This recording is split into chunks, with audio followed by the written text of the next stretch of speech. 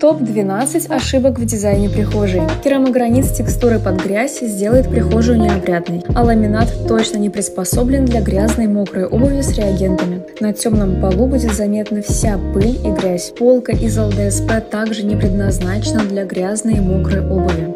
Мастер-выключатель разом выключает весь свет в квартире. Электрощит лучше всего скрыть, а не оставлять на виду. Благодаря теплому полу обувь высохнет быстрее. Перед выходом точно хочется осмотреть себя в полный рост. Множество крючков на видном месте со временем превратится в свалку одежды, которую лень убрать. Окрашенные откосы входной двери испачкаются и собьются очень быстро. И, конечно, в прихожей нужно предусмотреть пуф и консоль, либо полку, чтобы положить какую-то мелочь.